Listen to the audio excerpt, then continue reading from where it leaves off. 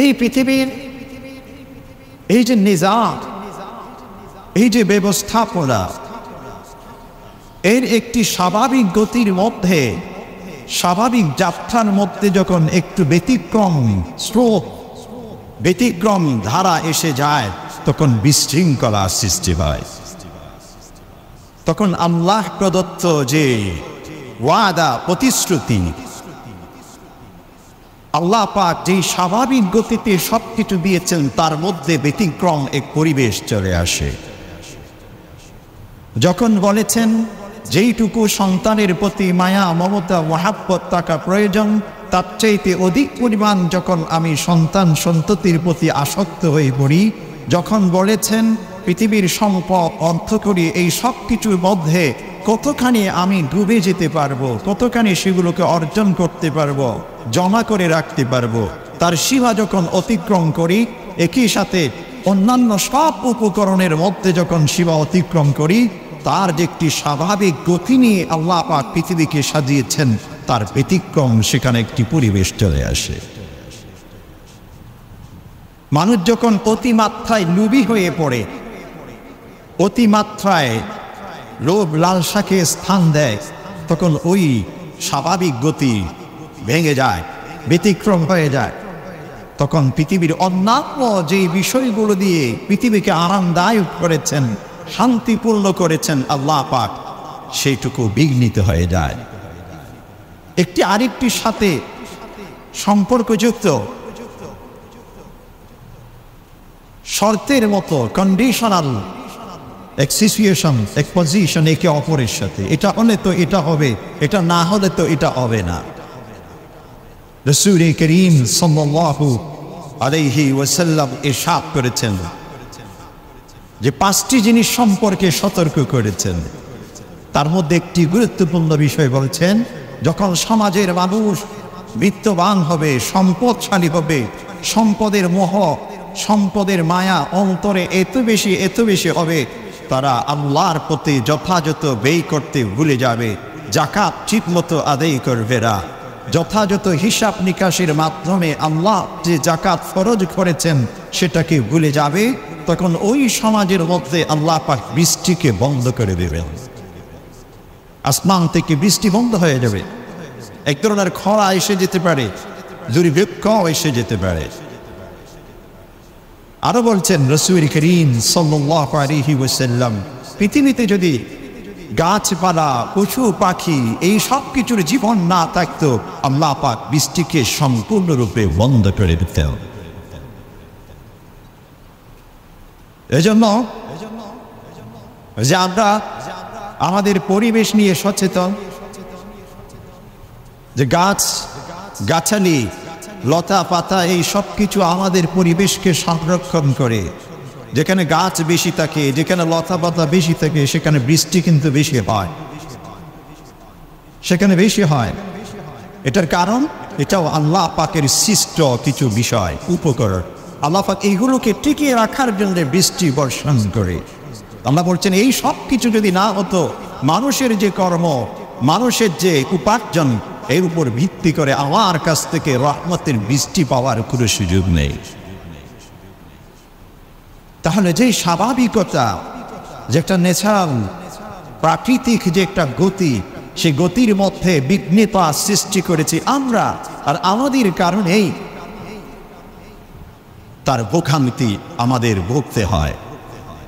রাসূল করিম সাল্লাল্লাহু আলাইহি ওয়াসাল্লাম হাদিসের মধ্যে ইরশাদ করছেন, মা বিবারে জায়ারি উরসিলা ফি গানামিন বিআফসাদ লাহা মিন হিরসিল মারই আলাল আলি ওয়াল শারাফ লিদীনি। আমরা জিওগ্রাফিক্যাল চ্যানেল অনেকে দেখি, জঙ্গলের মধ্যে দুটো ক্ষুধার্ত বাঘ, সিংহ, তার সামনে যদি কোনো একটি ছাগলের বাচ্চা রেখে দেওয়া হয়, ওই ক্ষুধার্ত সিংহ সেই ছোট্ট বাচ্চাটিকে কি করতে পারে? এটা যারা ওই প্রাণীর স্বভাব চরিত্র সম্পর্কে জানি, তাদের কাছে এটার ব্যাখ্যার প্রয়োজন পড়ে না। ওই ছোট্ট ছাগলটিকে ছিঁড়ে ফেলে মুহূর্তের মধ্যে সেটাকে তারা ছিঁড়ে ফেলবে। আল্লাহ রাসূল বলছেন, ক্ষুধার্ত দুটো বাঘের সামনে যেমনটি একটি ছোট্ট ছাগলের পরিণত হয়, তার চাইতেও বেশি মারাত্মক দ্বীনের পরিবেশ হয় ওই সমস্ত মানুষের সামনে যেই সমস্ত মানুষের অন্তরে সম্পদের মহাব্বত থাকে এবং পদ এবং পদবীর মহাব্বত থাকে। যদি মানুষ যদি সম্পদ ভিত্তিক নিজের গন্তব্যকে সাজাতে চায়, পদ এবং পদবীকে একমাত্র সফল এবং তার সার্বিক বিজয়ের সফলতার লক্ষ্য উদ্দেশ্য মনে করে, তখন সেই ব্যক্তি নিজের দিনদারিত্বের জন্য ওই দুটো ক্ষুধার্ত বাঘ এবং সিংহের চাইতেও মারাত্মক, অর্থাৎ দিনকে চূর্ণ বিচূর্ণ করে ফেলতে পারে। আর দিনকে চূর্ণ বিচূর্ণ করার অর্থ হলো এই, আল্লাহ যে নিজাম দিয়েছেন, আল্লাহ যে বিধান দিয়েছেন, আল্লাহ যে নির্দেশ দিয়েছেন, আল্লাহ যে নিষেধাজ্ঞা জারি করেছেন, যেসব বিষয়ে এর সীমানা অতিক্রম করা। আজকে আমরা সেই সীমানা অতিক্রম করে ফেলেছি। আল্লাহ পাক কোরআনে বলছেন, আলহাকুমুত তাকাসুর হাত্তা যুরতুমুল মাকাবির। তো তোমাদেরকে সম্পদের আধিক্য এত বেশি মুগ্ধ করেছে যে কবরে যাওয়া পর্যন্ত এর থেকে বেরিয়ে আসা সম্ভব নয়। ইবনে আব্বাস রাদিয়াল্লাহু আনহু থেকে বর্ণিত দীর্ঘ হাদিস, রাসূল করিম সাল্লাল্লাহু আলাইহি ওয়াসাল্লাম বলছেন, লাউ আন্না লিইবনি আদম ওয়াদিয়ান মিন যাহাব আহাব্বা আন ইয়াকুনা লাহু ওয়াদিয়ান। কোন মানব সন্তানের যদি কোনো পর্বত পরিমাণ স্বর্ণরূপা তার সে অধিকারী হয়ে যায়, এরপরেও সে আশা করবে, আকাঙ্ক্ষা করবে, স্বপ্ন বুনবে, পরিকল্পনা করবে যাতে করে আরো দুটো পর্বত পরিমাণ স্বর্ণরূপার সে মালিক হতে পারে। অথচ একজন মানুষ পৃথিবীতে জীবন যাপন করার জন্যে শৃঙ্খলার সাথে, সুস্বাস্থ্যের সাথে, স্থিরতার সাথে, মানসিক স্থিরতার সাথে জীবন যাপন করার জন্যে ওইটুকু সম্পদের তার প্রয়োজন নেই। এটা শুধুমাত্র লোভ, শুধুমাত্র হ্যারাস, শুধুমাত্র লালসা। লোভ দুই প্রকারের হয়ে যেতে পারে, লোভ লালসা দুই প্রকারের হয়। কিছু মানুষের লোভ লালসা হচ্ছে প্রয়োজন অনুযায়ী আগ্রহ, এটাকে লোভ শব্দ দিয়ে বলা যায় না, এটা হচ্ছে আগ্রহ, উৎসাহ, যেটা শুরুতে আমি ভূমিকাতে বলেছি। এটা প্রশংসনীয় যে আমার আজকের ঘরের পরিবারের সদস্যদের খাদ্য নেই, এটা উপার্জনের জন্য আমি বের হব, পরিশ্রম করব, এটা প্রশংসনীয়। এখানে বারকাত আছে, এখানে রহমত আছে, কিন্তু আমার সব কিছু আছে, আরো অধিক আমি চাই। এই অধিক চাইতে গিয়ে আবার দুই ধরনের মানুষ পাওয়া যায়। অধিক চাইতে গিয়ে দুই ধরনের মানুষ। কিছু মানুষ হচ্ছে নিজে অধিক অর্জন করতে চায়, উপার্জন করতে চায়, কিন্তু অন্যের ক্ষতি করে না, আরেকজনেরটা খেড়ে নেয় না, আরেকজনের সামনে থেকে খাদ্যকে লুটে নেয় না, আরেকজনের অধিকার খনন করে না।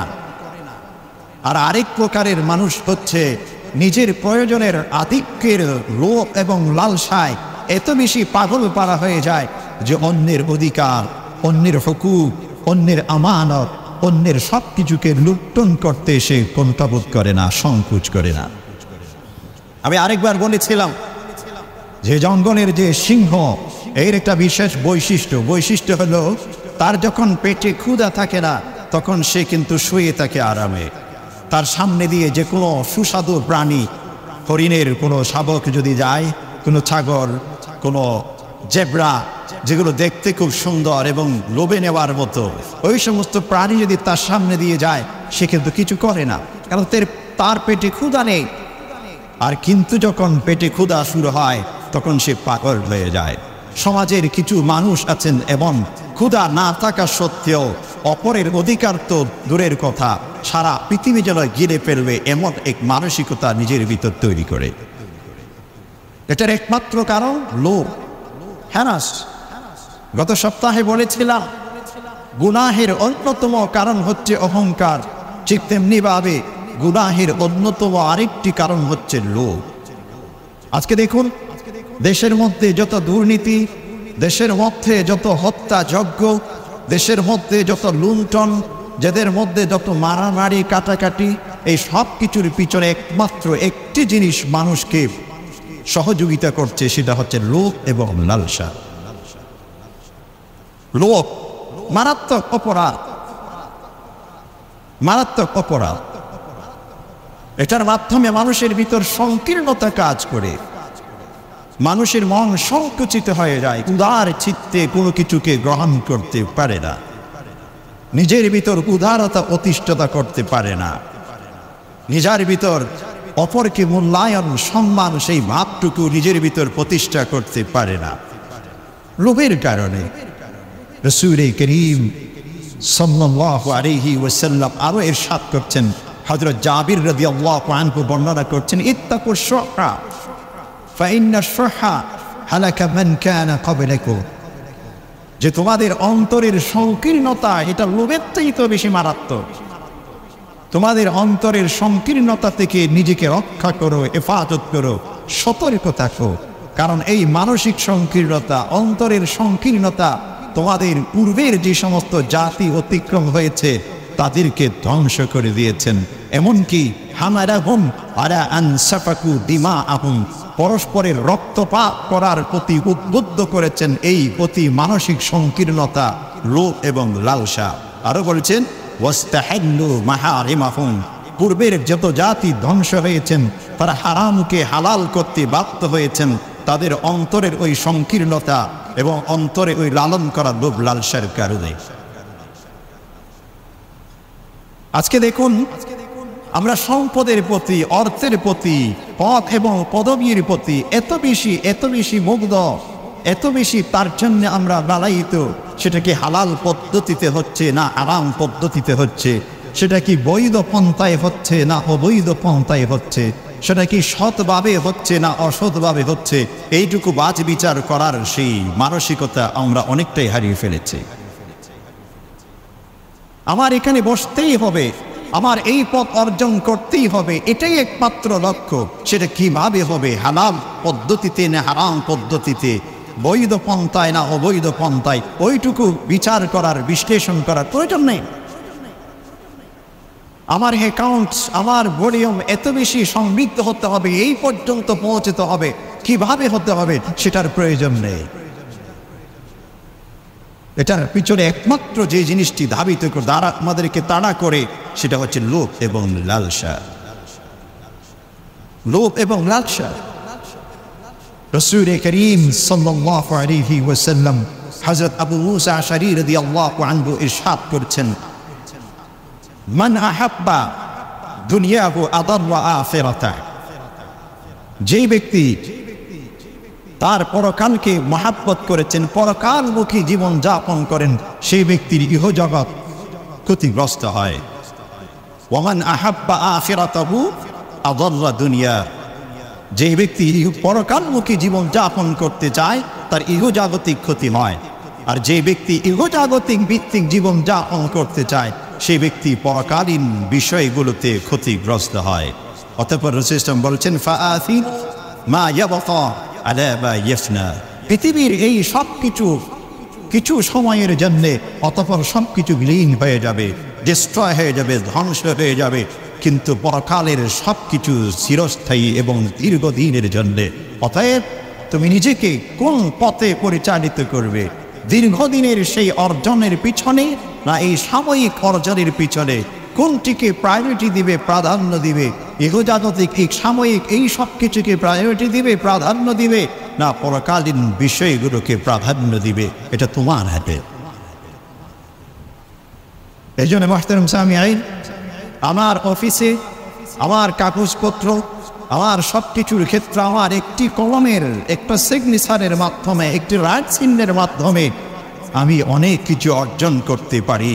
আমার যে ব্যাংকের ব্যালেন্স বেড়ে যাবে, আমার অর্থের ভলিউম সমৃদ্ধ হবে, কিন্তু সেই পথটি কি আসলে সঠিক পন্থায় হচ্ছে না সেটা বেঠিক হচ্ছে, এইটুকু একবার আমার বিবেককে প্রশ্ন করা প্রয়োজন। বিবেককে প্রশ্ন করা প্রয়োজন।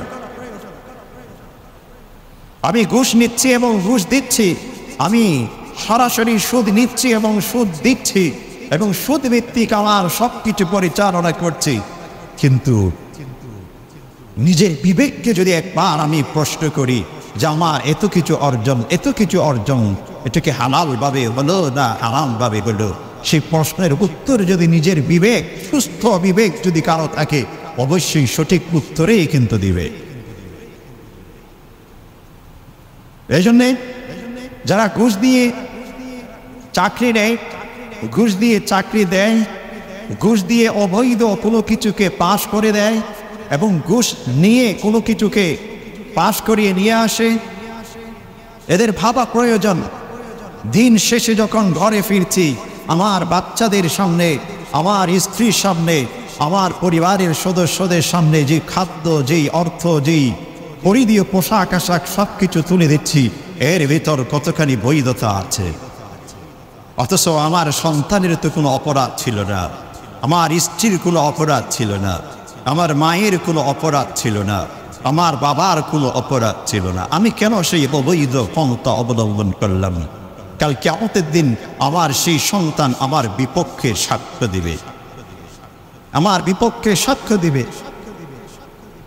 রাসূল করিম সাল্লাল্লাহু আলাইহি ওয়াসাল্লাম আর হাদিসের মধ্যে আরো ইরশাদ করছেন, হযরত আবু হুরায়রা রাদিয়াল্লাহু আনহু থেকে বর্ণিত, বলছেন, লা ইয়াজতামিউ গুবারুন ফি সাবিলিল্লাহ ওয়া দুখানু জাহান্নাম ফি জওফি আবিদিন আবাদা।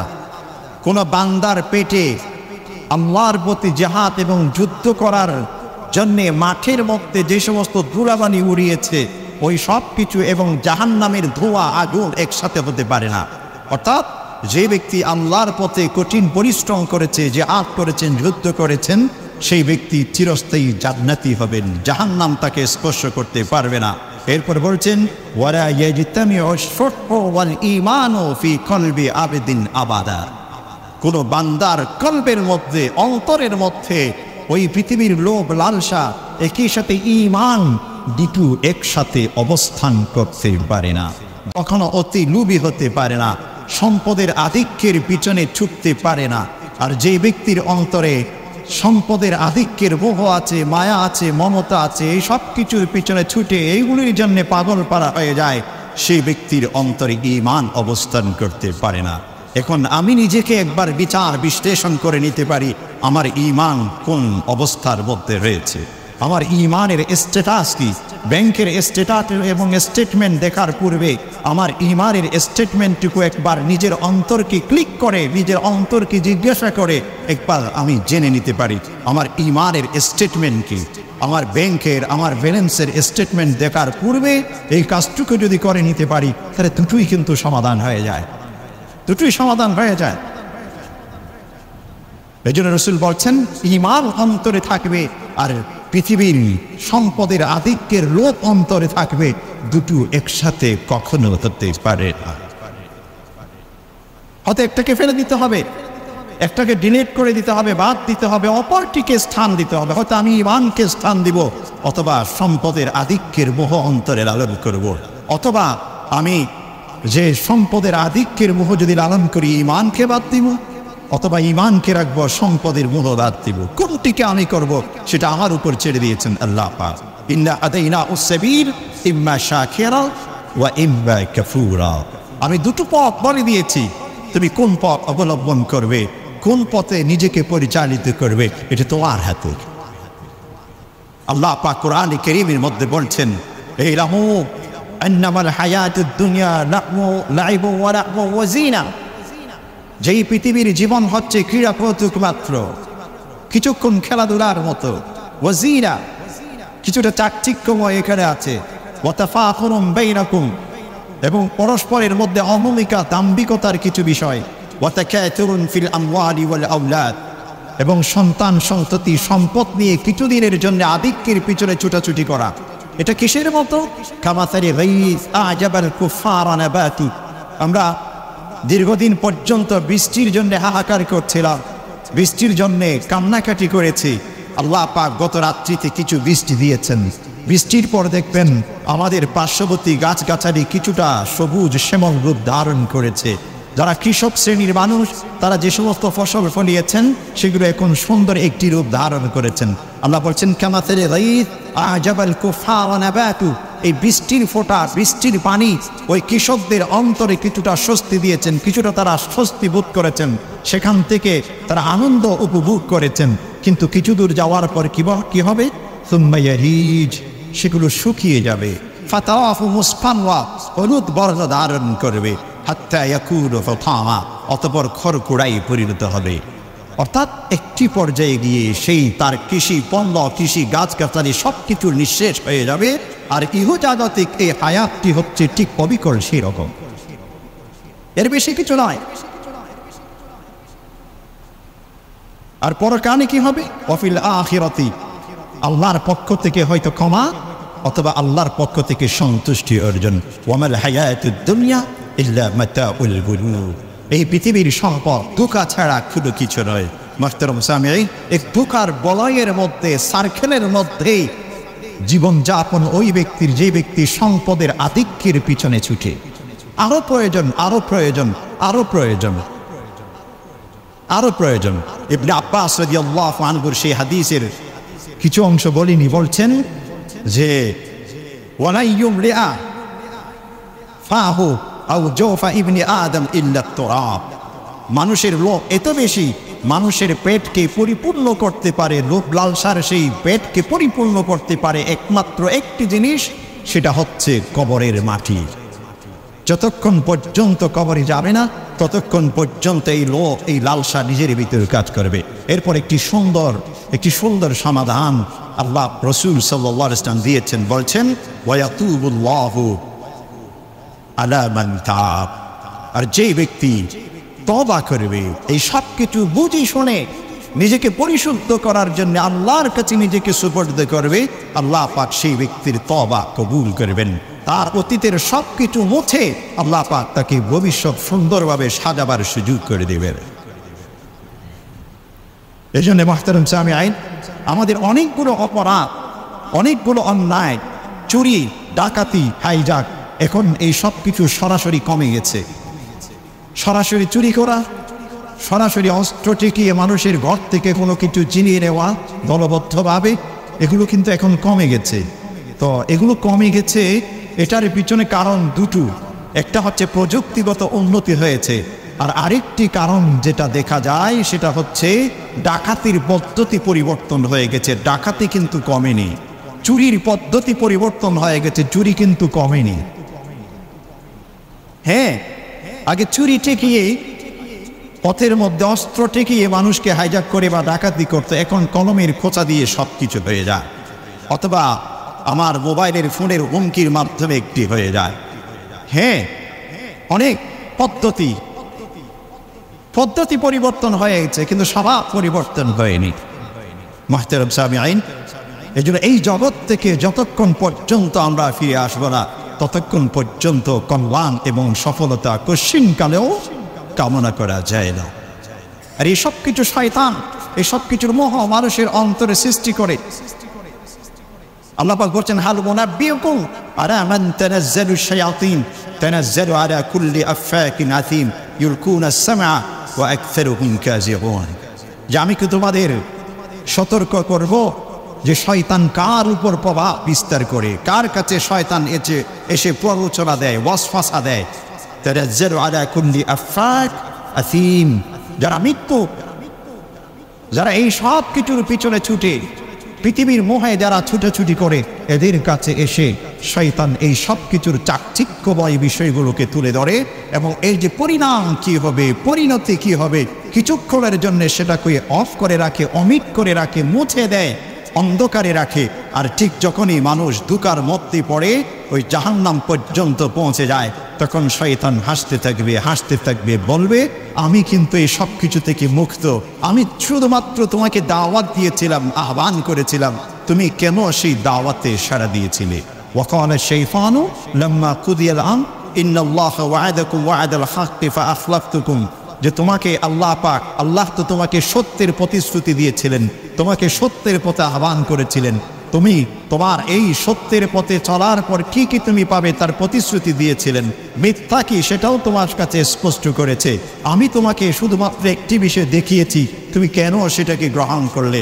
তোমার রবের সেই প্রতিশ্রুতির তুমি ব্যতিক্রম করেছো, সেটাকে ভঙ্গ করেছো। অতএব তুমি সেটার পরিণাম আজকে ভোগ করতে থাকো। فكان عاقبتهما أنهما في النار خالدين فيها وذلك جزاء الظالمين। আল্লাহ বলছেন যে সেদিন যত এক্সকিউজ, যত অপারগতা পেশ করা হোক না কেন, যে আমার কোনো দোষ ছিল না, শয়তান আমাকে ধোঁকা দিয়েছিল, শয়তানের প্ররোচনায় এ হয়েছি সেই হয়েছি, আল্লাহ বলছেন আকিবাতাহুমা, দুজনের পরিণাম জাহান্নাম। এটাই হচ্ছে যারা জালেম, নিজের উপর অত্যাচার করে, তাদের পরিণাম, তাদের শাস্তি। মাহতারাম সামিঈন, এই জন্য লোভ আমাদের সম্বরণ করতে হবে, লোভ কমাই নিতে হবে। রাসূল করিম সাল্লাল্লাহু আলাইহি ওয়াসাল্লাম ইরশাদ করছেন, ওয়াল্লাহি মাদ দুনিয়া ফিল আখিরা ইল্লা মিথলু মা জাআলা আহাদুকুম ইসবাহু ফিল ইয়াওমি ফালইয়ানজুর বিমা তারজি।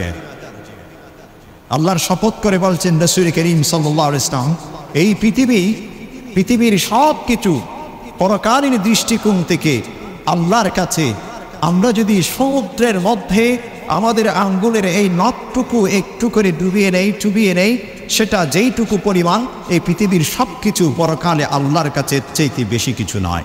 অতএব কেন এই সব কিছুর পিছনে ছোটাছুটি করছেন? বিশাল সমুদ্র থই সব কিছু আল্লাহ পাক পরকালে বান্দার জন্য প্রস্তুত করে রেখেছেন। ওই সব কিছু বিশাল কিছুকে তুমি বাদ দিয়ে এই সামান্য টুকুর পিছনে কেন তুমি ছোটাছুটি করছো? এজন্য সেই প্রসিদ্ধ হাদিস সাহাল ইবনে সাদ আস-সাঈদী রাদিয়াল্লাহু আনহু বর্ণনা করছেন, লাউ কানাতিদ দুনিয়া তা'দিলু ইনদাল্লাহি জানাহা বাউদা, আল্লাহর কাছে পৃথিবী যদি মাসিন ডানার সমতুল্যও যদি হতো, মা সাকা কাফিরান মিনহা শুরবাতা মা, যারা আল্লাহকে অস্বীকার করে, যারা আল্লাহর নাফরমানি করে, তাদেরকে আল্লাহ পাক এক ফোঁটা পানিও পান করার সুযোগ দিতেন না। যেহেতু আল্লাহর কাছে এটা কোনো কিছুই না, এই জন্য দিয়ে দিয়েছেন, যাও পৃথিবীতে তোমরা যা ভোগ করার মতো করো, কিন্তু পরকালে আল্লাহ পাক তাদের জন্য কোনো কিছুই রাখেন না। ওমা লাহুম ফিল আখিরাতি মিন খালাক বিন নসীব, তাদের জন্য কোনো অংশ আল্লাহ পাক রাখেননি। মুহতারাম সামিঈন, এই জন্য লোভ, লালসা, এটা মারাত্মক একটি স্বভাব বিধি। অন্তর থেকে লোভকে মুছে ফেলতে হবে। লোভকে মুছে ফেলার, লালসাকে অন্তর থেকে মুছে ফেলার অন্যতম মেডিসিন, চিকিৎসা হলো যেইটুকু পেয়েছি ওইটুকু নিয়ে সন্তুষ্ট হয়ে যাওয়া। আমার সামনে যেইটুকু আছে ওইটুকুতেই রাজি হয়ে যাওয়া, কমফোর্ট ফিল করা, স্বাচ্ছন্দ্য বোধ করা। আল্লাহ রাসূল সাল্লাল্লাহু আলাইহি ওয়াসাল্লাম বলেছেন, ওয়ারদি বিমা কাসামাল্লাহু লাক তাকুন আগনান নাস। হযরত আবু হুরায়রা রাদিয়াল্লাহু আনহু থেকে সেই প্রসিদ্ধ হাদিস, রাসূল সাহাবাদেরকে বলছেন, তোমাদের মধ্যে কে আছে যে আমি 5টি বিষয় যে কে আছে সেগুলোকে স্মরণ করবে, শিখবে, অতঃপর তার উপর ভিত্তি করে নিজের জীবনকে পরিচালনা করবে। আবু হুরায়রা রাদিয়াল্লাহু আনহু পিছন থেকে বলছেন, আনা ইয়া রাসূলুল্লাহ, আমি সেই 5টি বিষয়কে জেনে আমল করার জন্য প্রস্তুত আছি। রাসূল প্রথম বলছেন, ইত্তাকিল মাহারিম তাকুন আবুদান নাস, হারাম থেকে নিষিদ্ধ জগৎ থেকে ইসলামে যে সব কিছুকে নিষেধ করেছেন, না করেছেন, অবৈধ করেছেন, ওই সব কিছু থেকে তুমি বেঁচে থাকো, তাহলে তুমি পৃথিবীর মধ্যে শ্রেষ্ঠতম আবেদে পরিণত হবে। এরপর বলছেন, ওয়ারদি বিমা কাসামাল্লাহু লাক, আল্লাহ পাক তোমার জন্য যেই সময়ে যেইটুকু বন্টন করেছেন রিজিক হিসেবে, ওইটুকুর প্রতি তুমি সন্তুষ্ট হয়ে যাও। তাকুন আগনান নাস, তুমি পৃথিবীর মধ্যে শ্রেষ্ঠতম ধনী এবং ধনী ব্যক্তিত্বে পরিণত হবে। এরপর বলছেন, ওয়াহসিন ইলা জারিক তাকুন মুমিনা, তোমার প্রতিবেশীর সাথে সুন্দর আচরণ করো, তুমি একজন পরিপূর্ণ মুমিন হবে। ওয়াহিব্বি লিন্নাসি মা তুহিব্বু লিনাফসিক তাকুন মুসলিমা, এবং একই সাথে নিজের জন্য যেটাকে সবচেয়ে ভালো মনে করো, সুন্দর মনে করো, আরামদায়ক মনে করে পছন্দ করো, সেটাকে অপর ভাইয়ের জন্যেও আরামদায়ক পছন্দ করো, তখন তুমি পরিপূর্ণ মুসলিমে পরিণত হবে। এরপর বলছেন, ওয়ালা তুকফিরিজ যাহাক, বেশি হাসাহাসি করো না, অট্ট হাসিতে এসো না। ফাইন্না কাসরাতাজ যাহকি তুমিতুল কলব, যারা অধিক হাসে, অট্টহাসে, হাসিতে হাসে, তাদের অন্তর মৃত হয়ে যায়, মরে যায়। অন্তর মরে যাওয়ার অর্থ হলো তার ভিতর থেকে উপলব্ধি শক্তি বিলুপ্ত হয়ে যায়, অনুভূতি শক্তি বিলুপ্ত হয়ে যায়। সত্য মিথ্যা, হক এবং বাতিল, জায়েজ নাজায়েজ, বৈধ অবৈধ, হারাম এবং হালাল দুটোকে পার্থক্য করার মতো সেই বিবেক তার থেকে বিলুপ্ত হয়ে যায়। এটাই হচ্ছে মৃত হওয়া, মৃত্যুবরণ করা। এই জন্য মুহতারাম সামিঈন, যেই লোভ লালসা থেকে বাঁচার জন্য যে চিকিৎসা, সেই চিকিৎসা হলো অন্তরের মধ্যে এমন এক অনুভূতি, এমন এক শক্তি নিজের ভিতর প্রতিষ্ঠা করতে হবে, আমার যেইটুকু আছে এইটুকুতে আলহামদুলিল্লাহ, আলহামদুলিল্লাহ। ওই যে মুসা আলাইহিস সালামের সেই ঘটনা অতীত আরেকবার বলেছিলাম, আজকে আবার রিপিট করছি। সেখান থেকে যদি শিক্ষা আমাদের গ্রহণ করা যায়, আল্লাহর সাথে তুর পাহাড়ে কথা বলতে যাচ্ছিলেন হযরতে মুসা আলাইহিস সালাম। পথের মধ্যে দুই শ্রেণীর মানুষের সাথে সাক্ষাৎ। একজন ব্যক্তি তিনি বলছেন, হে মুসা, তুমি আল্লাহর কাছে গিয়ে বলবে আমাকে এত কেন সম্পদ দিয়েছেন, এগুলো তো আমার যে